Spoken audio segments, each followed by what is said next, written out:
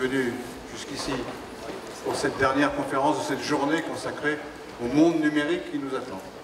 Et cette fois-ci, nous allons parler d'un sujet qui préoccupe tout le monde, même s'il a l'air un peu comme ça, général et hypothétique, mais est-ce qu'il faut vraiment rester connecté? Pas en général tout le temps, mais est-ce qu'il faut rester tout le temps connecté, ou bien est-ce qu'il faut prendre de la distance avec ces réseaux sociaux, ces nouvelles technologies, et essayer de se retrouver pour soi-même ou pour ses proches, pour apprendre, pour réfléchir? Est-ce qu'on est dans ce cas-là incité ou bien se sent obligé de couper la communication par l'intermédiaire de ces formidables machines intelligentes? Qu'est-ce que ça veut dire? Ça veut dire que, si on pose la question à l'envers, est-ce que les réseaux sont dangereux pour la réflexion, pour la culture, pour le savoir, pour la bonne vie? Est-ce que la bonne vie suppose de temps en temps de faire un pas de côté et de s'occuper d'autre chose que de communiquer avec les uns, avec les autres ou avec le réseau en général? C'est une question assez fondamentale finalement, et c'est la raison pour laquelle nous avons convié des intervenants d'une qualité exceptionnelle. C'est bien, non, comme ça, non? Donc nous sommes avec Antoine Compagnon, qui est professeur au Collège de France. Vous vous connaissez sans doute parce qu'il intervient notamment à la radio, n'est-ce pas? Il a fait un été avec Montaigne, c'était vous, hein, c'est ça, voilà. Il a fait un été avec Montaigne, certains d'entre vous, j'imagine, s'en souviennent. C'est un spécialiste donc de Montaigne, mais aussi de Proust, de Baudelaire, et moi j'avais lu un bouquin qui s'appelle Les Antimodernes, qui est un des bouquins fondamentaux sur l'évolution, à mon avis, de la littérature française depuis un siècle ou deux. Et puis il a écrit un livre qui se rapporte directement au sujet, qui s'appelle Petit spleen numérique. L'allusion à Baudelaire est assez nette, et c'est un livre qui traite directement de notre sujet. Nous sommes également avec Roland Gori, qui est psychanalyste, essayiste, écrivain, qui est professeur émérite, mais pas au Collège de France, à l'université, quoi. Voilà. Et qui a écrit Un monde sans esprit, où il traite également, de manière directe ou indirecte, de la question. Et enfin, Pascal Pic, alors je vais pas essayer de ne pas me tromper, parce qu'il est paléo-anthropologue. Il s'occupe de nos ancêtres très lointains. En gros, c'est ça, non? Mais sur le plan anthropologique, fondamental, la nature humaine, etc. Qu'est-ce qu'un homme? Et il est maître de conférence au Collège de France, lui aussi. Et il a écrit un livre qui s'appelle Qui va prendre le pouvoir? C'était qui? L'orang-outan dans Le Singe? Ça peut être les chimpanzés. Les chimpanzés. Les chimpanzés ou l'homme ou quelqu'un d'autre. Voilà. Et donc, ils ont beaucoup réfléchi. Donc, comme disent les enfants, il y a du lourd. Bon, alors nous sommes mis d'accord sur l'ordre de cérémonie. Chacun va parler à peu près 5 minutes, un peu plus, pour donner son idée de la réponse à la question qui est posée. Et puis ensuite, on pourra soit débattre entre nous, soit avec vous, ou les deux. Voilà. Donc je donne la parole d'abord. Alors c'est par ordre chronologique. Alors lui s'occupe de la préhistoire, évidemment, il parle pas en premier. Donc Pascal Pic va nous donner son idée de la question. Merci, Laurent Geoffrin. Bonsoir, mesdames et messieurs. Alors c'est vrai, un spécialiste des grands singes et des fossiles dans ce contexte, ça peut vous surprendre, et il y a deux dimensions de ma discipline. Il y a le grand passé, donc Lucie, Néandertal, Cro-Magnon, avec des noms prestigieux comme Yves Coppens, Michel Brunet, pour ne citer que ceux du Collège de France. Et il y a un autre aspect qui est l'anthropologie dite évolutionniste ou évolutionnaire, ça dépend des termes, qui s'occupe de la façon dont le monde change. Or, il y a une caractéristique des sociétés humaines depuis 2 millions d'années, depuis les premiers hommes qu'on appelle les Homo erectus, c'était en Afrique, qui vont inventer ce que j'appelle la deuxième coévolution, leur capacité d'évoluer, de coévoluer, c'est le terme, avec leurs environnements techniques et culturels. Et comme les hommes, depuis cette époque-là, sont des espèces, on en parlera certainement dans les détails, extraordinairement plastiques d'un point de vue biologique, physiologique, morphologique et cognitif, eh bien, nous pouvons passer par des phases d'évolution extrêmement rapides. Et c'est la question qui se pose aujourd'hui avec ces environnements numériques auxquels nous sommes connectés. Alors, très clairement, faut-il se déconnecter?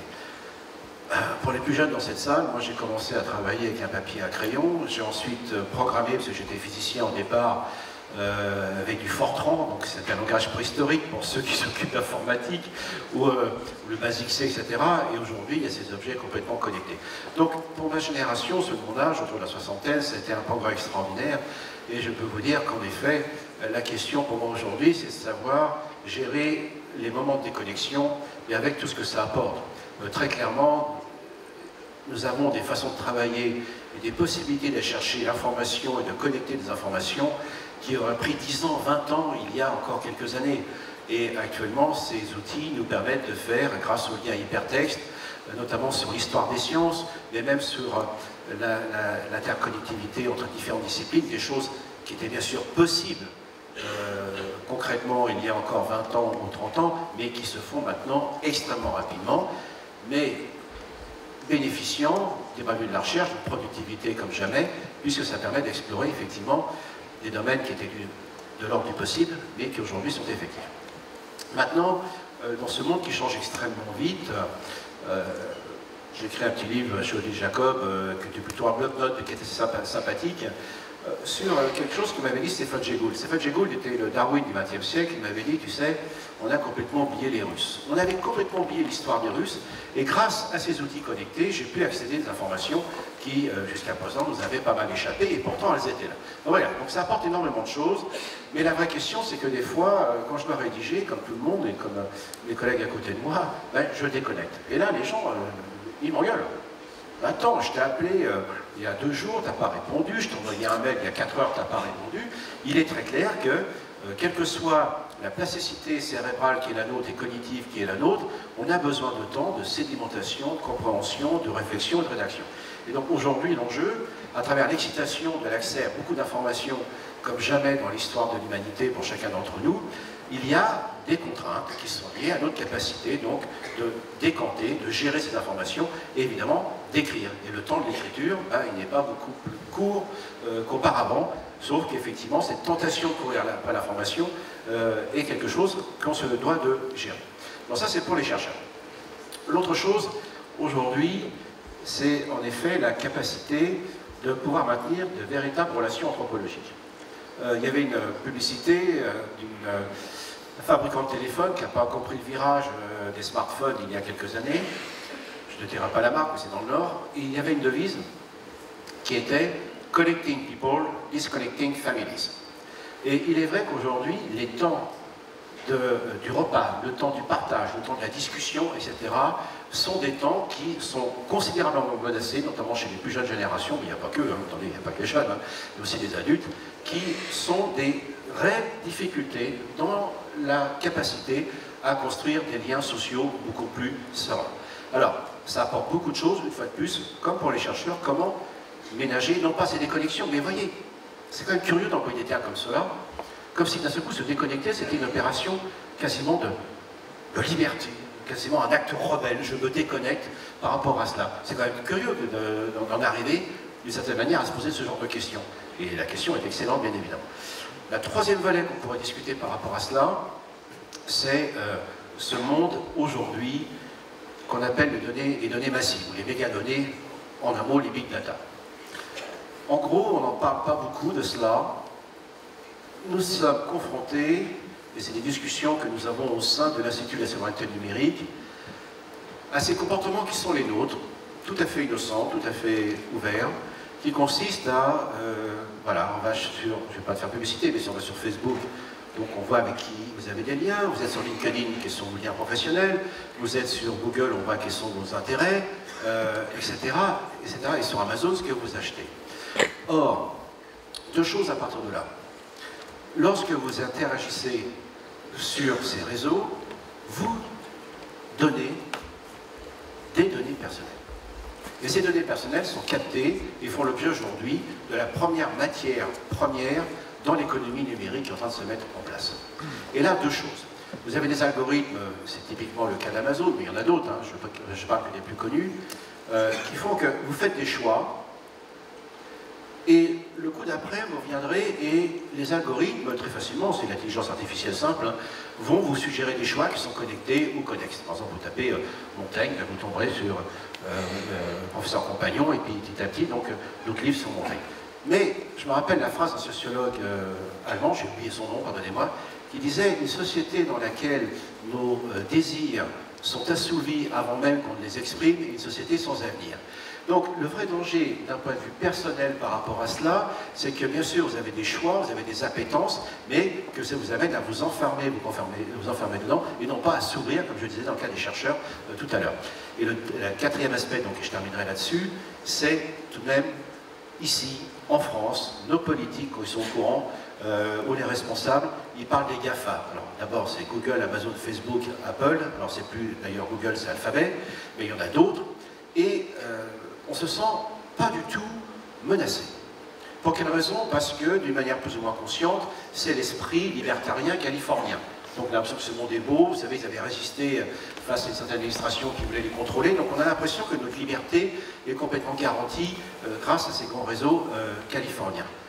Mais attention, je viens de lire une interview de M. Jack Ma, alors traduite, hein, parce que je ne lis pas le chinois. M. Jack Ma est celui qui a créé, qui dirige Baidu. On les appelle les BATS, c'est-à-dire Baidu, Alibaba, Tencent et Xiaomi, qui sont les 4 géants, donc parmi d'autres, puisqu'il y en a d'autres derrière, en Chine. Aujourd'hui, M. Jack Ma prétend que le projet du Parti communiste sera sur le point d'aboutir dans la mesure où il y a des big data et des algorithmes qui permettront de connaître chaque individu, et ce qui est déjà le cas. Donc là, on est sur des enjeux de liberté individuelle. Donc, pour nos consommations, c'est un choix personnel. Qu'est-ce qu'on donne comme données? Qu'est-ce qu'on fait? Est-ce qu'on est capable d'être responsable et de garder une distance? Donc, des formes de déconnexion consciente. Ou alors, également, attention, ces outils sont puissants et sont aussi des éléments qui peuvent aller à l'encontre, effectivement, de cet esprit libertarien, californien, qui nous semble qui nous sied très bien, mais ces géants sont absolument énormes. Je ne suis pas dans la paranoïa, je ne suis pas dans Big Brother, et comme on va parler littérature, je terminerai par un échange épistolaire entre Aldous Huxley, qui a écrit Le meilleur des mondes, et son ami George Orwell, qui a écrit 1984. Alors, ils échangeaient ces lettres, et tous les deux avaient raison, en fait, puisque Orwell, qui était un grand militant communiste auparavant, avait bien vu le danger du Parti communiste et sa police et son administration qui contrôle tout le monde. Et Aldous Huxley, lui, voyait la décomposition d'une société super consommatrice. Et le mot de la fin, un des derniers échanges dans la lettre d'Aldous Huxley est celui-ci. Il dit « Mon cher ami, vous avez bien raison, bien sûr, mais vous savez, moi, je crains beaucoup plus un pays dans lequel on ne lit plus qu'un pays dans lequel on interdit de lire. » Merci. Antoine Compagnon. Merci. Bon, en face de vous, vous avez 4 hommes qui ont à peu près le même âge. Ils sont de la même génération. Donc, ils vont vous dire des choses assez proches les uns des autres.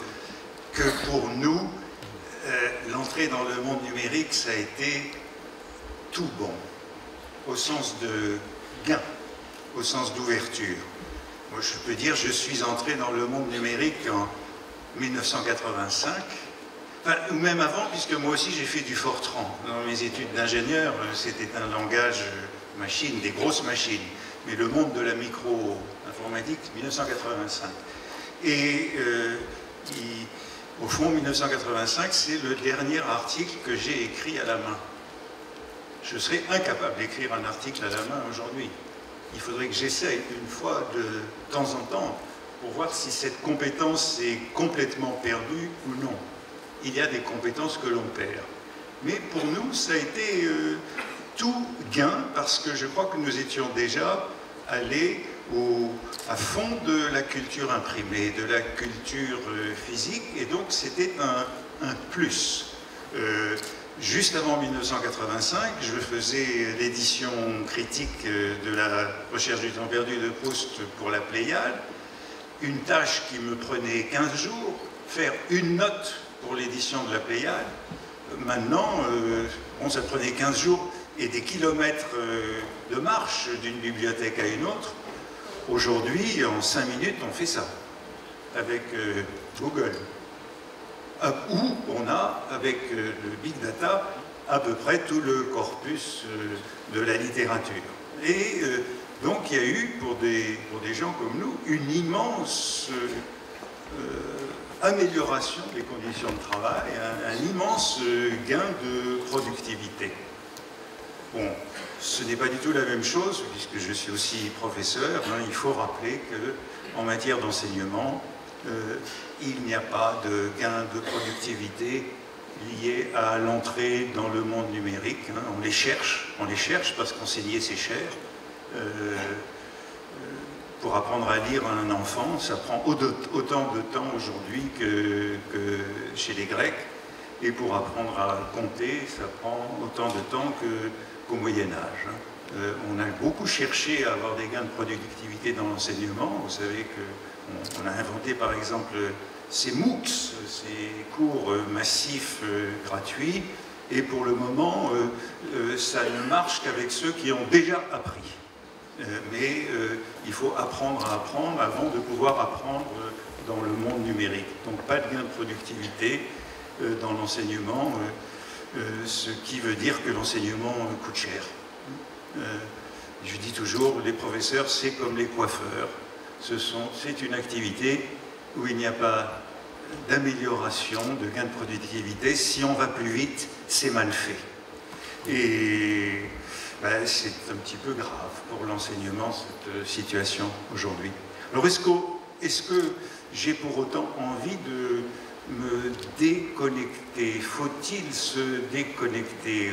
Alors qu'on est dans un monde où, finalement, du point de vue de l'activité, du travail, bon, certes, lorsqu'on écrit, il faut sans doute se détacher un certain temps, mais vous savez, on a beaucoup dit le monde numérique, le traitement de texte, c'est la fin de la littérature. J'ai entendu des éditeurs qui disaient ça il y a quelques années. Lorsque on écrit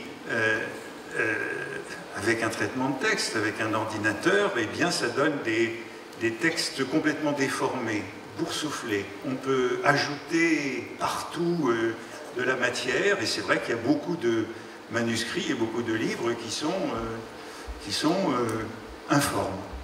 Bon, je crois qu'il y avait déjà des livres informes avant, hein, et que certains livres informes sont de grands livres, comme le livre de Montaigne. Montaigne avait déjà inventé l'ordinateur en ajoutant un peu partout dans les essais, et Proust en écrivant La Recherche du temps perdu avec des paperoles qui pouvaient faire 3 mètres. Eh bien, c'était déjà du traitement de texte.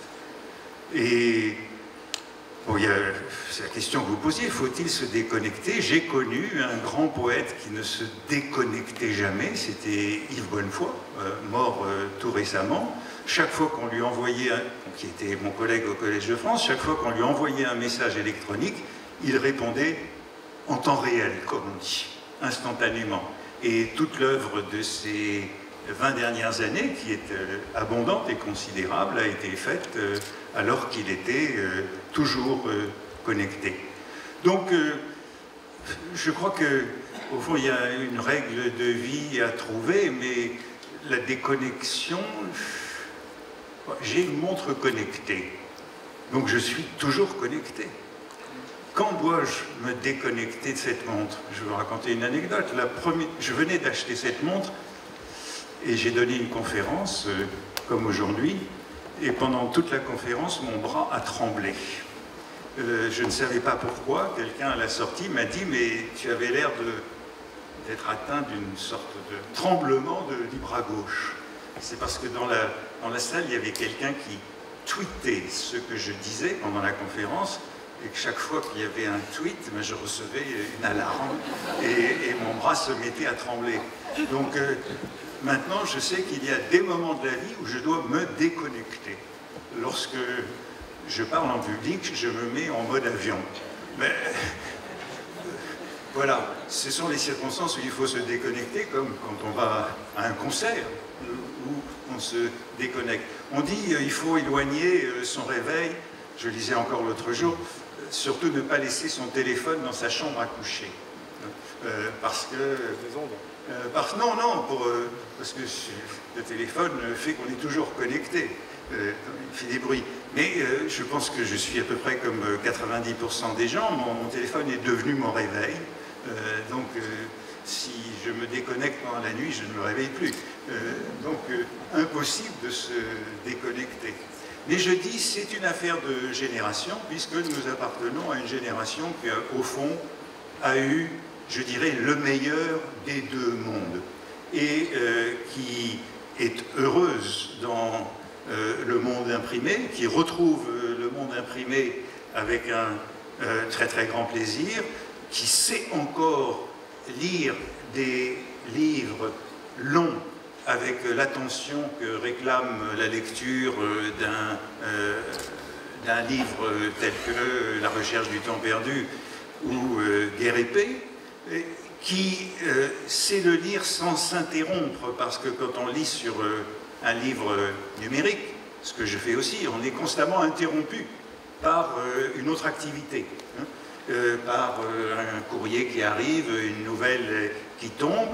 Je crois que nous appartenons à une génération qui sait encore vivre en étant déconnecté, qui a dans le monde numérique beaucoup de, je dirais, d'avantages et très peu d'inconvénients, mais la question que je me pose est en effet celle des générations qu'on appelle digital natives, hein, je ne sais pas comment on dit en français, les natifs digitaux, numériques, pardon, ceux qui sont nés dans le numérique, et qui ont au fond un rapport à ce monde numérique complètement différent, qui ont perdu un certain nombre des compétences qui pour nous étaient naturelles et natives, hein, comme le calcul mental. Le calcul mental est à peu près perdu. Quand j'étais à l'école primaire, et comme nous tous nous étions à l'école primaire, le calcul mental était un élément fondamental de l'apprentissage des premières classes. Je fais encore partie des gens qui ont appris à utiliser une règle à calcul.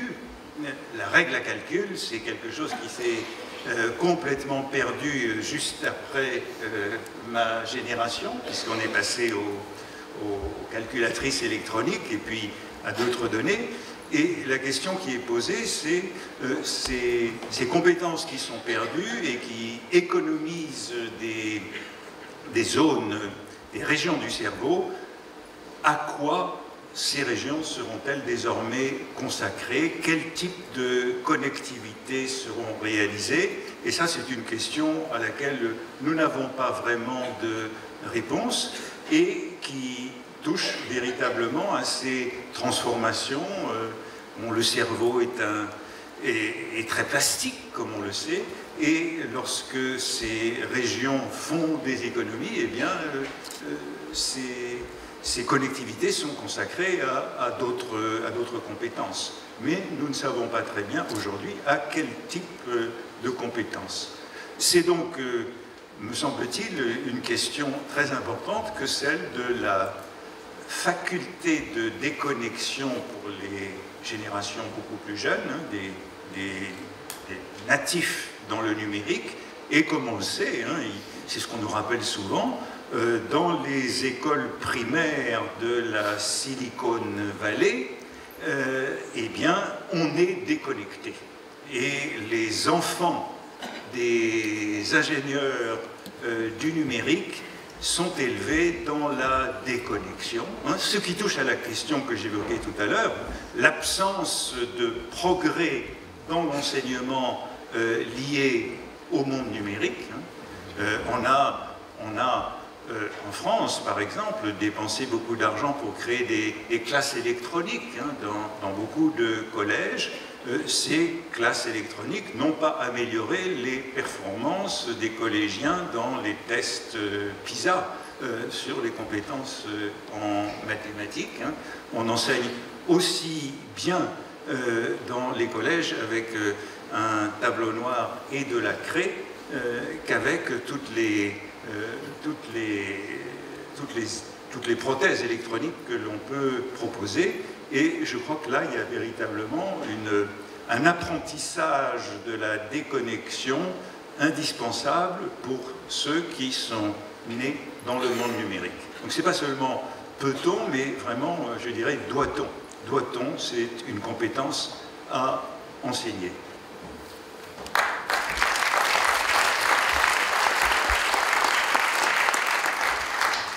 Très bien. Roland Gori. Il a un dessin. Oui, alors justement, je commence par un dessin. Je vais vous le montrer, puisqu'on ne peut pas le projeter. Je pense que la caméra va pouvoir se fixer. Ça va? Vous le voyez? Vous ne le voyez pas. Alors je vous le lis. C'est un patient qui est allongé sur un divan. C'est normal, puisque je suis psychanalyste, de venir avec un dessin de ce type. Et le psychanalyste est derrière. Son patient lui dit « Docteur, je ne lève plus la tête. Je rigole tout seul. Je parle avec personne. Je ne fais pas attention quand on me parle. On dirait un idiot.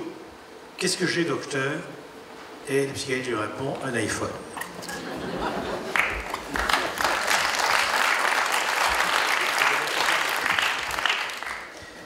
Oui, alors, si vous voulez, pour dire qu'effectivement, le numérique, comme d'une manière générale, je dirais, la technique, est tout à fait formidable et peut constituer un vecteur d'émancipation, aussi bien subjectif que social, incontestable. Mais en même temps, on le sait, et on le sait du point de vue aussi de ce que Jacques Ellul appelait le système technicien, la technique peut aboutir à une espèce de confiscation de nos capacités de penser, de décider, de choisir. Je reviendrai un peu sur ce point. Et donc, à partir de ce moment-là, la technique peut devenir un dispositif de servitude volontaire, de soumission sociale, pour aller très vite. Alors, à la question de savoir, peut-on, doit-on s'évader du web? Déjà, il faut voir qu'il y a des gens qui ne peuvent pas s'évader, effectivement, du web.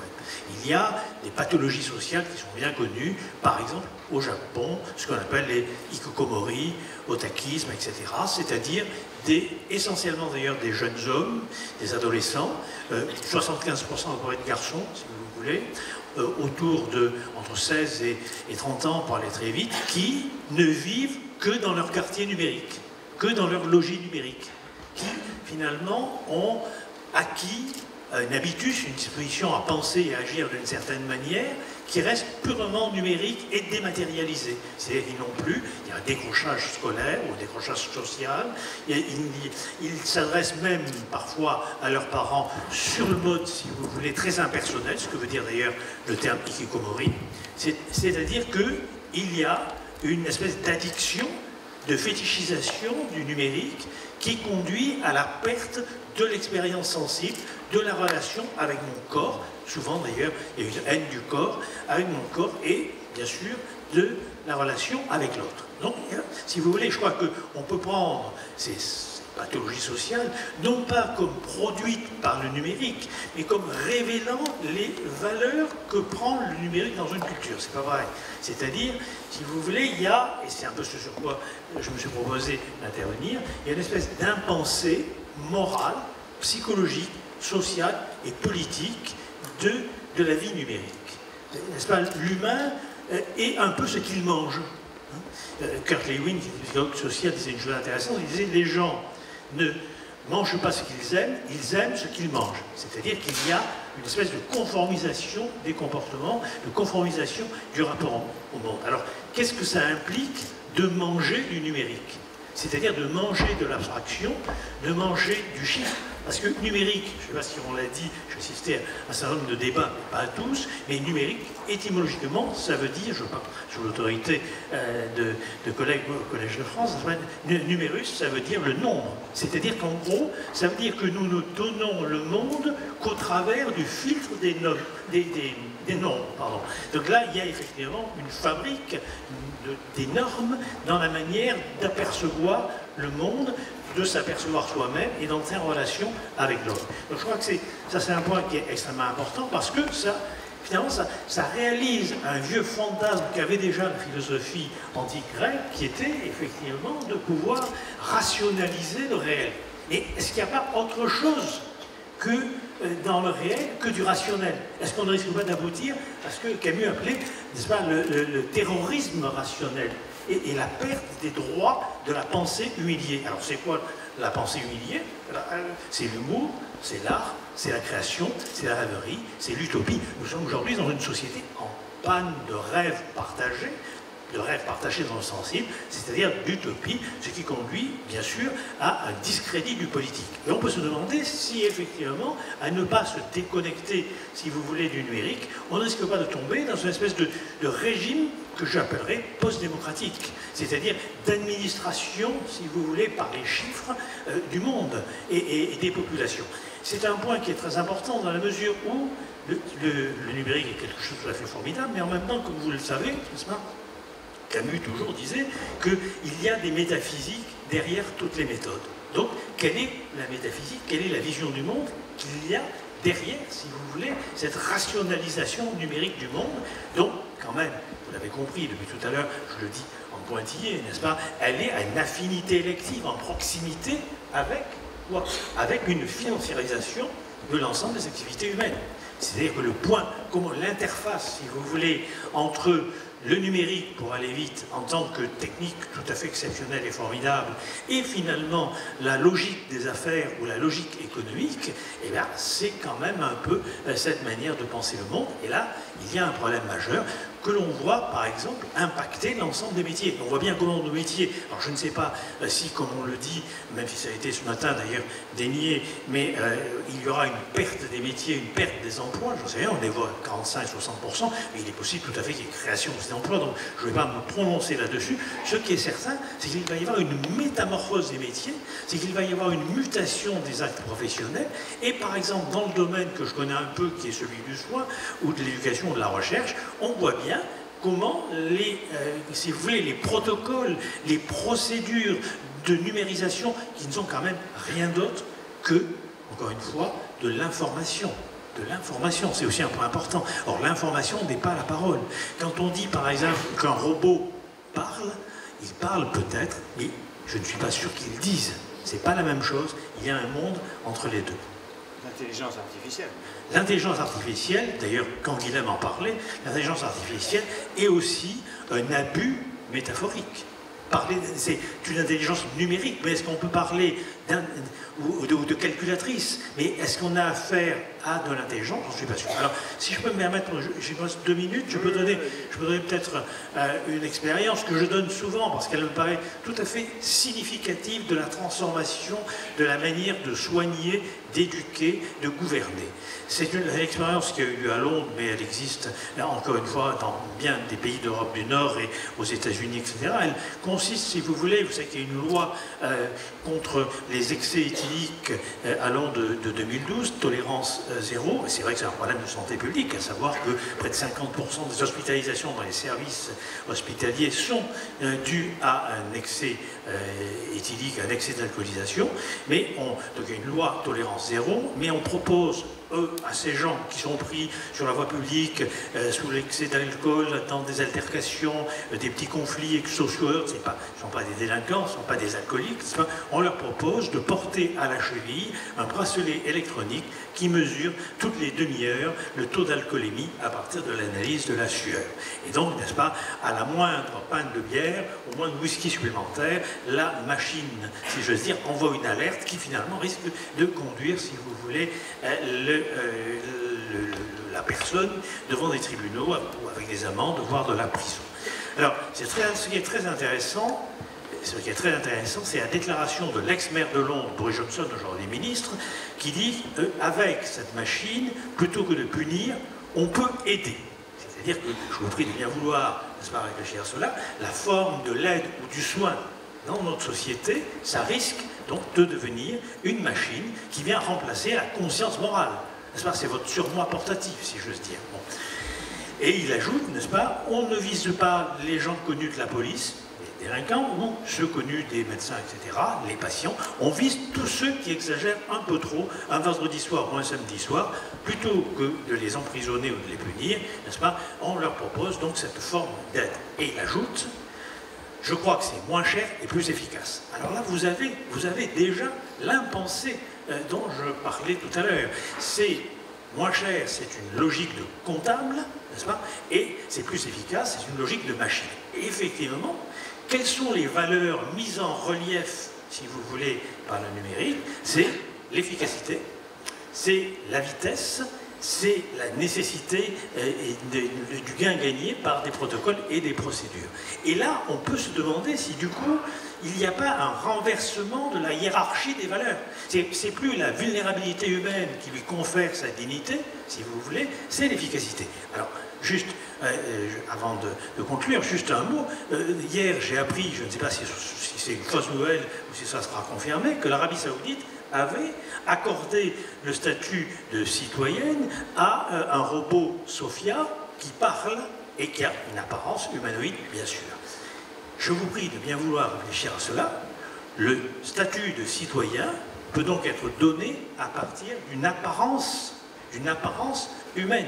Ça n'est pas, si vous voulez, un statut déterminé par une liberté politique qui requiert la présence d'autrui et la parole, mais il suffit d'avoir, si je veux dire, une forme numérique pour être identifié, vous voyez, identifié comme étant citoyen. Je crois que c'est un problème. Alors, est-ce que c'est au passage, est-ce que la méthode, donc l'expérience pilote avec le bracelet, est-ce que c'est effectivement plus efficace? On est allé voir aux États-Unis, comme vous le savez, il y a 10 ans d'écart entre l'Europe et les États-Unis, et alors, effectivement, on s'est aperçu, à partir de certaines recherches, que lorsque les gens portent le bracelet électronique, moins de 5% récidivent. Mais quand on leur enlève le bracelet électronique, la moyenne des récidives rejoint la moyenne générale. Donc, résultat des courses, ce sur quoi je voudrais attirer votre attention, ça veut dire qu'on peut, à partir du numérique, fabriquer un certain type de lien social, un certain type de surveillance, de traçabilité, de contrôle, de capture et de régulation des comportements. C'est là où, effectivement, il faut déconnecter. Il faut déconnecter, pas parce qu'il y a quelque chose de maléfique dans le numérique, je crois que ça a été dit aussi tout à l'heure, c'est un point qui pour moi est très important. Il y a aujourd'hui un anthropomorphisme lorsqu'on parle, si vous voulez, de machines intelligentes ou lorsqu'on parle, n'est-ce pas, des émotions produites par les robots ou le dialogue que le robot peut avoir avec, par exemple, des patients, parce que ça aussi, bien sûr, cela existe. Donc, si vous voulez, il faut déconnecter dans la mesure où je crois, comment peut-être déconnecter?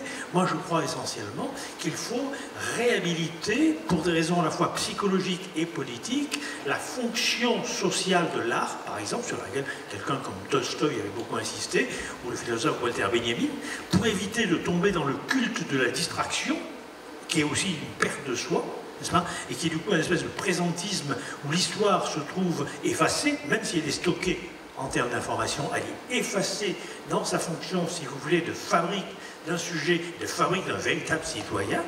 Je crois qu'il faut réhabiliter le récit d'expérience, qu'il faut réhabiliter la parole, le partage du sensible. Alors, du coup, et je terminerai là-dessus, du coup, bien sûr que le numérique, n'est-ce pas, et les nouvelles technologies en général, la robotique aussi, sont des chances extraordinaires parce que ça pourrait alléger un certain nombre de tâches automatiques et donc nous donner du temps. Mais à condition que ce temps que nous pourrions gagner grâce justement à ces machines numériques, ce temps serait un temps dont nous pourrions tirer profit pour partager ensemble les conditions humaines de vie, notre expérience, nos histoires, et donc, je dirais, réhabiliter justement ce récit, réhabiliter cette parole qui est quand même la condition fondamentale du sujet humain, parce qu'un sujet humain, ça dit, ça parle avec l'autre. Sans ça, il n'y a pas de liberté. Sans ça, il n'y a pas de dignité de la pensée, et de l'existence humaine.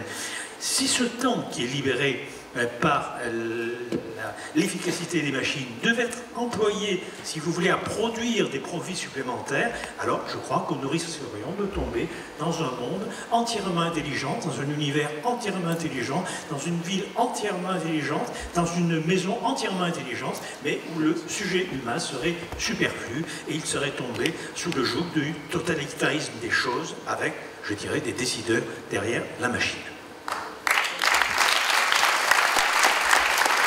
Si vous voulez réagir l'un ou l'autre avec... En ce qui concerne les tâches automatiques, attendez, certains aspects de la recherche permettent de faire des choses qui vont au-delà. Ça a été fait d'ailleurs sur les dossiers médicaux aux États-Unis, où là, effectivement, dans le domaine du cancer, ces algorithmes mus par ce qu'on appelle le deep learning permettent de faire ressortir des séries d'occurrences, ce sont des occurrences, hein, c'est clair, qui effectivement avait échappé pour l'instant aux chercheurs, puisqu'effectivement, c'est pas qu'on ne peut pas le faire, mais là, en l'occurrence, sur le plan cognitif, c'est beaucoup plus efficace. Donc ce n'est pas que faire des tâches automatiques. Pour revenir à ce que vous disiez sur les métiers, attention, il y a beaucoup d'études qui sont contradictoires. Les métiers ne vont pas disparaître. Je sais que mes amis Nicolas Bouzou ou Luc Ferry ont tendance à dire les métiers vont disparaître. Non, les métiers vont changer. Les tâches vont changer. Ça, c'est important. Et pour l'instant, personne ne sait trop où ça va. Sur la déconnexion, là, ce sont des enjeux. Vous savez qu'il y a une directive européenne qui, depuis 1 an et demi maintenant, donne le droit de se déconnecter. Alors ça, c'est très important parce que tout de même, de penser que la Commission européenne soit amenée à imposer une directive pour effectivement que vous ayez le droit de vous déconnecter et d'effacer vos données personnelles, ça montre bien qu'il y a des enjeux de démocratie et potentiellement de mise en danger de nos libertés individuelles. Donc ça, c'est le droit de se déconnecter au travail. Hein, et au travail aussi. Alors ça va être la même chose parce qu'aujourd'hui, soyons clairs, dans le monde du travail, nous sommes les héritiers d'une façon de travailler qui est celle qui était très bien décrite par les grandes industries, où là, il y avait possession de moyens de production, les gens montaient leur force de travail ou leurs compétences, et là, il fallait se déplacer pour travailler. Il est très clair qu'on va aller massivement vers des formes de plus en plus complexes, de formes de télétravail, de déplacement, etc. Et là, évidemment, ça pose des enjeux de droit à se déconnecter, de droit à ne pas être harcelé pour le travail. Donc ça, ce sont de nouveaux enjeux qui sont en train d'intervenir.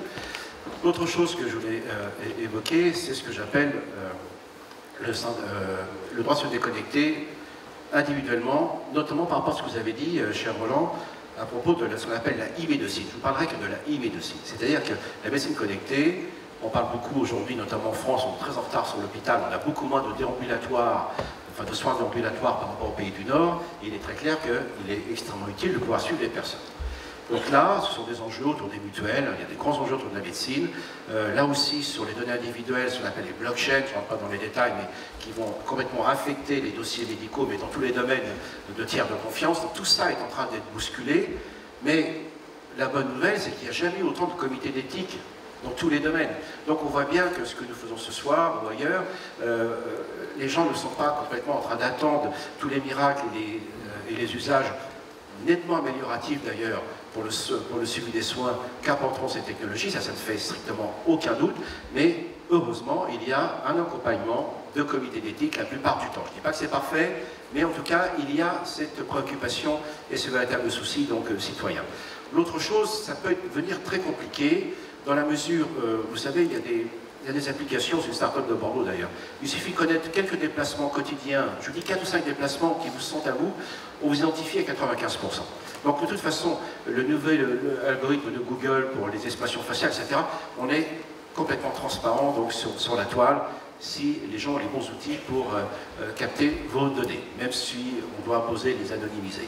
La chose étant, voilà la question qui se pose pour nous. Vous pouvez décider, en raison de cette loi, de cette directive par l'ordre, de dire « moi je décide d'être déconnecté une heure par jour ». Mais ne peut-on pas vous dire « pourquoi, madame, monsieur, vous voulez déconnecter 1 heure par jour ?» Voilà le danger auquel on peut être confronté. Et ça, c'est pas de la science-fiction. Et pour moi, en tant qu'anthropologue, le pire danger que je vois dans tout cela, alors écoutez, j'ai cru qu'on se moquait de moi. J'ai cru que c'était une bonne blague. Un médecin me dit « tu sais, Pascal, nous faisons de plus en plus d'opérations pour muscler les muscles de la nuque des jeunes hommes. » Je lui dis, attends, tu te fous de moi? Ben, c'est comme notre histoire donc, sur le banc. C'est pourquoi? Ben, parce qu'on a affaire à la première génération pour les plus jeunes. Alors, attendez, je vais être très clair. On ne veut pas dire que nous sommes les baby boomers, qu'on a tout bon par rapport aux jeunes. Ce n'est pas du tout notre propos. Mais on voit comme ça change très vite. Hein. Et là, vous savez que dans certains pays du nord de l'Europe, vous avez des bandes jaunes qui sont tracées sur le trottoir, de telle sorte que les gens puissent marcher en suivant leur smartphone sans rentrer dans un lampadaire. Je ne blague pas. Et donc, et aujourd'hui, la médecine du travail est confrontée à ce genre de problème. Ça, c'est la première génération qui était tout le temps comme cela. Je vous ai dit qu'on était très plastique. Alors, vous connaissez tous ce schéma sur Internet, qu'on trouve dans tous les bouquins, l'évolution de l'homme avec le singe qui se redresse pour aller vers l'homme, celui qui est au bout, qui est couché face à l'ordinateur. On a un chaînon manquant maintenant, c'est celui-là. Mais dans l'autre sens. Et là, ça pose de vrais problèmes. Et c'est ce que j'appelle, dans mon dernier livre, le syndrome de la planète des singes. Ah, vous allez voir. Bon, commencez à rire, vous allez voir la suite. C'est dans le livre de Pierre Boulle. Vous voyez qu'une fois de plus, il faut revenir au texte. Hein, je dis ça à côté du professeur Compagnon. On a un peu oublié ces textes, quand même. Et en fait, c'est dans aucun des films, même les plus récents. La vraie raison qui fait que les grands singes ont le pouvoir sur la planète Soror. Je n'ai pas dit prendre le pouvoir. Pourquoi ils ont le pouvoir? Eh bien, c'est le chapitre 8. Là, vos collègues de la planète Soror, chez Roland, ils ont chopé une femme qui ne parle pas sur la planète Soror, hein, donc, parce qu'ils n'ont pas le langage. Donc les hommes et les femmes sont des animaux parce qu'ils n'ont pas le langage. C'est les grands singes qui l'ont. Et là, ils l'ont attrapée, ils la mettent sur un banc d'expérimentation et ils font une espèce de psychanalyse hypnotique. Donc elle vide sa mémoire profonde, mais inconsciemment. Et elle dit ceci à peu près: tout allait pour le mieux sur la planète Soror. Nous avions des machines qui produisaient les biens dont nous avions nécessité, et pour les choses les plus attentives, les plus complexes autour de nous, nous avions domestiqué les grands singes. Mais au fil du temps, nous avons été pris d'une paresse intellectuelle et physique. Même les livres enfantins ne nous intéressaient plus. Et pendant ce temps, ils nous observaient. Donc, le vrai danger vis-à-vis des machines, et ce ne sera pas les grands singes, les pauvres, ils sont en train de disparaître, c'est ça. C'est que trop de confort, trop de facilité, et vous savez quoi, j'ai trouvé quasiment les mêmes termes indépendamment dans un excellent livre qui s'appelle La fin de l'Empire humain, de Charles-Édouard Boué, qui est justement le directeur du cabinet Roland Berger, qui est un cabinet de conseil et de prospective.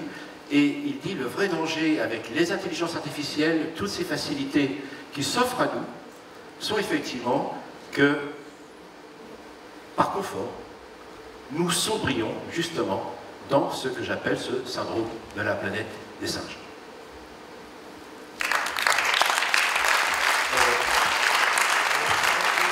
Oui, Allez-y, allez-y. un ou deux points.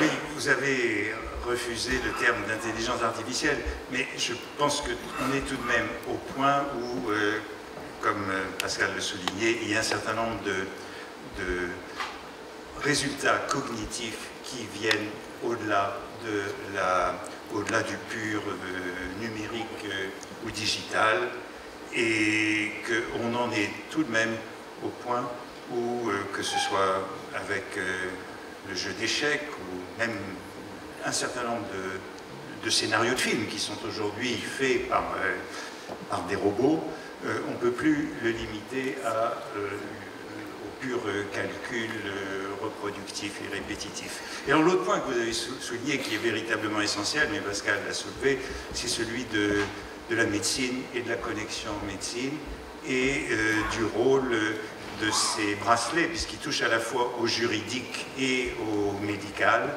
et à la manière dont cette impossibilité de se déconnecter sera liée aux assurances médicales. Et on voit déjà ça dans un système comme celui des États-Unis, où il n'y a pas une sécurité sociale nationale et générale, où le coût de l'assurance sera individualisé en fonction des informations qu'une connexion en temps réel avec les informations qui seront transmises sur l'état de santé en temps réel du patient. Et vous avez touché aussi à la question juridique, puisque quand on touche à la citoyenneté des robots, c'est la responsabilité juridique des robots. Je crois que vous avez eu tout à l'heure une session sur les voitures. On a touché tout de suite à cette question avec les accidents des voitures, et on touche de nouveau à la question de l'assurance. Donc de tous les côtés, c'est le rapport de la connexion permanente et du régime juridique et des assurances qui est absolument concerné. Et c'est ça qui peut, un jour ou l'autre, nous condamner à cette connexion permanente. Oui.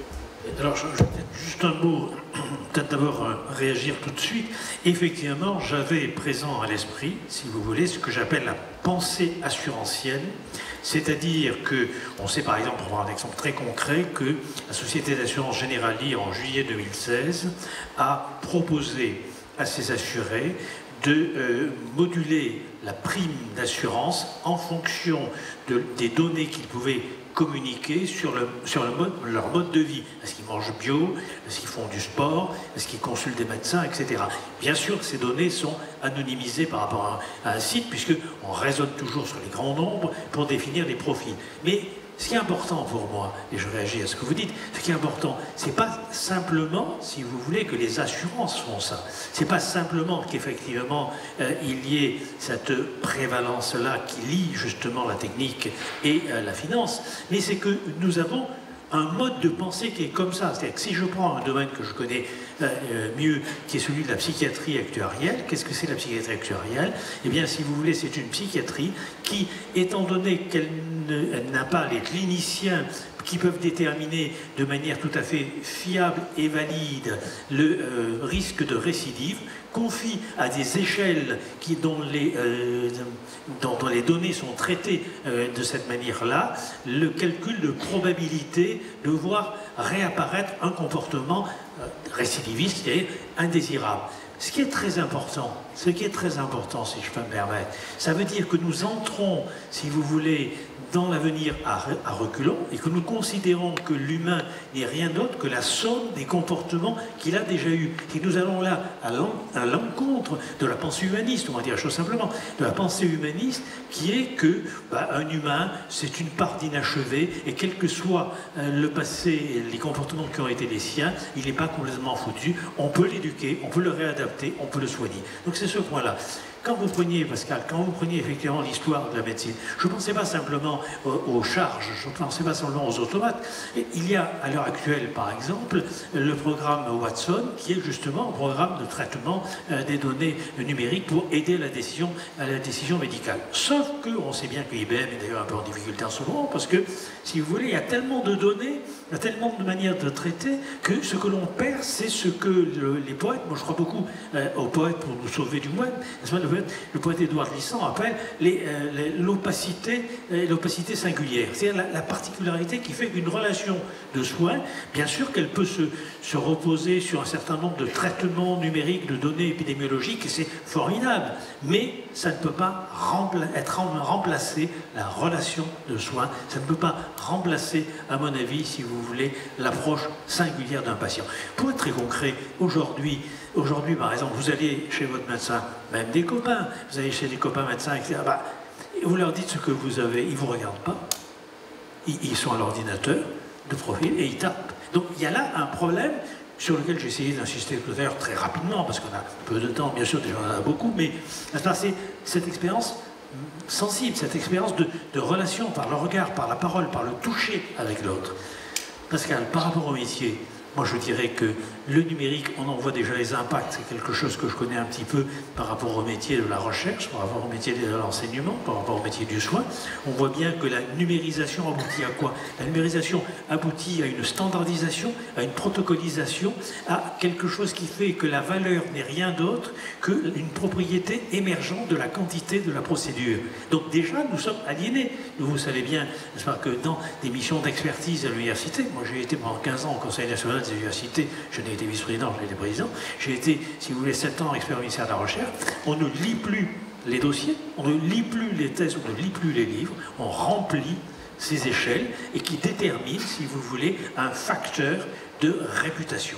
Donc aujourd'hui, il y a eu un très beau texte d'ailleurs d'un écrivain, une fois de plus, sur les écrivains qui nous sauveront du monde.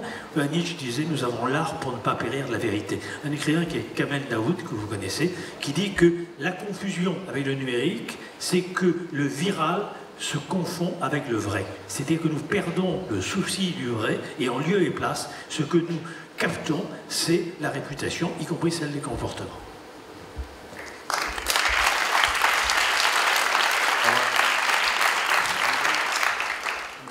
Dans les statistiques, il y a toujours des outliers, ce qu'on appelle des outliers, et c'est souvent ce qu'il y a de plus intéressant. Et il est vrai que dans le big data, on ne tient pas compte de l'outlier. Mais ce que vous plaidez, c'est pour une sensibilité à l'outlier, et ce qui est au fond la qualité du médecin, ce qui reste la qualité du médecin, et ce qui est la qualité du poète ou du littérateur. Donc, que cette sensibilité puisse être préservée, on l'espère. Le monde n'est pas entièrement numérique. Oui.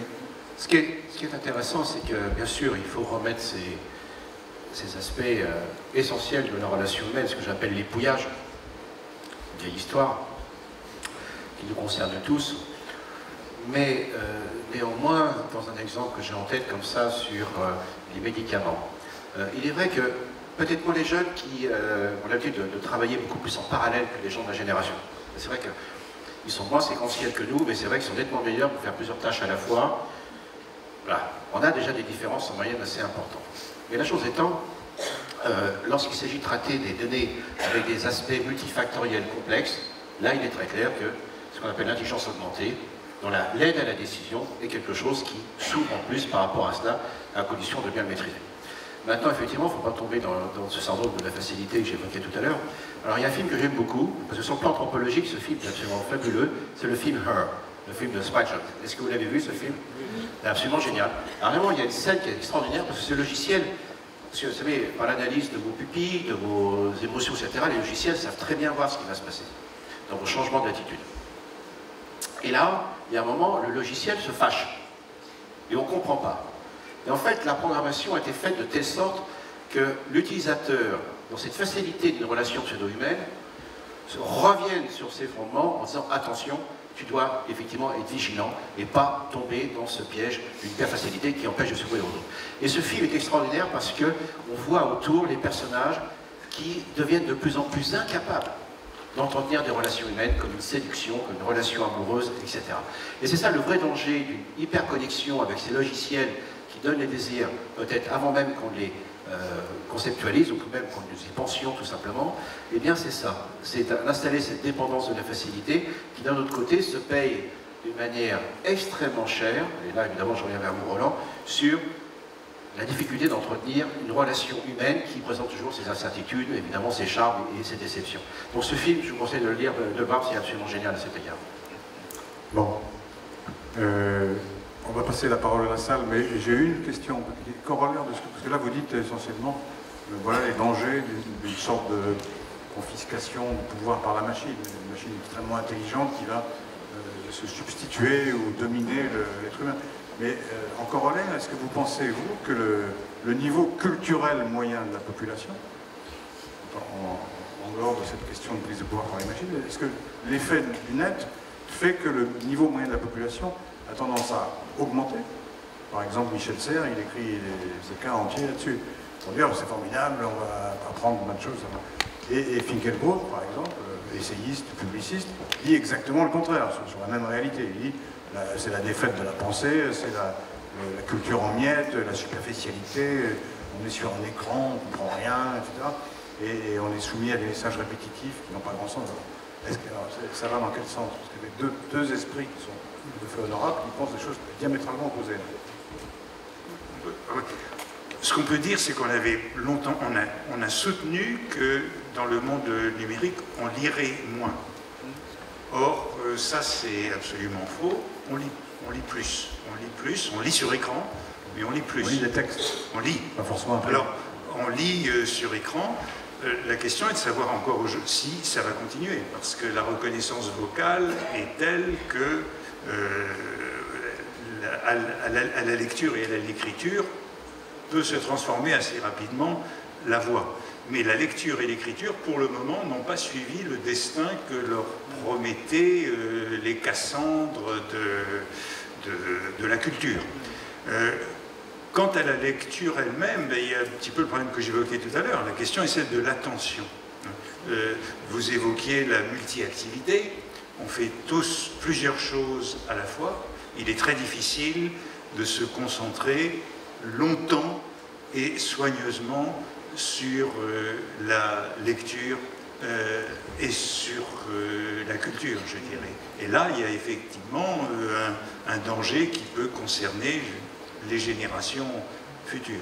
La lecture longue et attentive est-elle... Mais on peut aussi ajouter que cette lecture longue et attentive n'a été qu'une parenthèse dans l'histoire occidentale. Et qu'après tout, elle ne date sans doute que de la révolution industrielle, où on pouvait avoir les livres chacun pour soi. Et auparavant, la lecture était beaucoup plus collective, orale, encore pendant très longtemps. Donc il faut toujours être, je dirais, très très prudent dans ces diagnostics. La lecture à laquelle nous avons été élevés, le rapport au livre dans lequel nous avons été élevés, peut n'avoir été qu'une parenthèse dans la culture occidentale. Vous avez un train? On me dit qu'ils ont un train. Un train numérique. Oui, répondez. Mais vous n'avez pas que vous ratiez votre train. Non, mais très rapidement. Tout va très vite, non? Oui. Très très vite. Non, je voudrais simplement dire, c'est que moi je ne suis pas technophobe et je ne vais pas faire un pari pessimiste sur l'avenir. Je pense simplement que, si vous voulez, il faut préserver ce que j'appellerais une espèce de biodiversité dans les manières de donner le monde. Et qu'en particulier, il y a une manière de donner poétiquement le monde qui est importante, et le donner dans la singularité d'une relation clinique, par exemple. Et encore une fois, c'est pas casser des machines. Vous savez, il y a une très belle phrase de Bernanos, je sais que Pascal aussi aime bien Bernanos, dans La France contre les robots, où il dit qu'il ne s'agit pas de casser les machines, parce que ça serait aussi absurde que la position des iconoclastes qui, en cassant les images, ont pensé qu'ils allaient détruire les croyances. Il s'agit surtout de faire attention que les hommes, depuis le plus jeune âge, n'en viennent pas à ne désirer que ce que la machine peut donner. Donc c'est ça ma position. C'est faisons attention, n'est-ce pas, faire en sorte qu'il y ait différentes manières d'échanger et de partager l'expérience du monde, y compris le numérique, qui est une chose formidable. Je ne vais pas, une fois de plus, y renoncer. Mais on voit bien sur l'enseignement, comme pour le journalisme, les fake news. En gros, cette viralité ne tient que parce que les gens se connectent. Si on enlève si on décide ou nous décidions de ne pas diffuser ces nouvelles, elles mourraient d'elles-mêmes. Ce n'est pas le cas, il ne faut pas non plus tomber dans l'angélisme. Mais on voit bien que ça, c'est un phénomène auquel les journalistes ne s'attendaient pas du tout, surtout après la campagne de M. Trump. D'ailleurs, j'ai deux jeux de mots à vous donner, qui sont complètement stupides, pardonnez-moi, si j'appelle ça les fake news, j'appelle ça les Trumperies. Et puis en référence à sa conseillère à la communication, les Connery. Bon, en tout cas, j'en viens sur les choses sérieuses. Non, pour revenir à votre question qui est très importante, est-ce qu'on n'assiste pas à une partie de la population qui suit ou pas? Regardez, je fais référence à mon ami Cédric Villani, nous avons les meilleurs mathématiciens du monde, une des meilleures écoles du monde, et par contre, nous dégringolons dans les classements PISA. Et un des syndromes des sociétés qui changent, c'est quand il y a une bipolarisation. Donc, le numérique, ce n'est ni la panacée, le solutionnisme, ça a été très bien dit dans l'enseignement, mais c'est ni non plus quelque chose qui va nous apporter toutes les bonnes solutions ou les mauvaises. C'est un outil qui doit être intégré, c'est le sens de ce genre de débat, dans un projet de société qui pour l'instant n'est pas encore complètement défini, parce qu'on voit bien que ça a bousculé tous les aspects de nos sociétés, le journalisme, l'enseignement, les notions de vérité, de médecine, on voit bien que ça touche à tout, on est vraiment dans ce que j'appelle l'espace digital darwinien. Et la vraie difficulté aujourd'hui, c'est que ces outils, comme par exemple, si vous utilisez Airbnb, où vous avez une maison, vous avez une chambre, vous avez une voiture, vous pouvez faire donc du Uber ou les autres plateformes qui vous donnent des services. Eh bien, ce facteur-là est un facteur, en fait, de bipolarisation du capital, parce que les gens ont déjà des disponibilités matérielles en termes de voiture ou de maison, quel que soit leur mérite, et c'est souvent mérité, eh bien, grâce à ces plateformes qui coûtent pas cher, vont augmenter leur capital. Par contre, ceux qui n'ont pas, et quelles que soient les raisons, effectivement, ne peuvent pas rentrer là-dedans. Et je crains que nous devions être vigilants, que ces outils, leur facilitation, ne viennent à accentuer une bipolarisation de société à tous les égards, parce qu'une société trop bipolarisée ne peut évidemment a un avenir qui est contredit, enfin qui va être mis en danger. Pardon, mettez le stress là. Voilà, merci.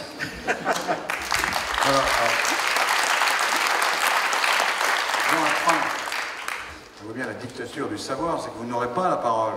Vous en parlez, je suis désolé. Mais ça sera une prochaine fois. En tout cas, vous serez sans doute un peu frustré de n'avoir pas pu parler, mais la qualité des propos que vous avez entendus valait peut-être la peine. Et donc je crois qu'on peut vous dire tous les trois.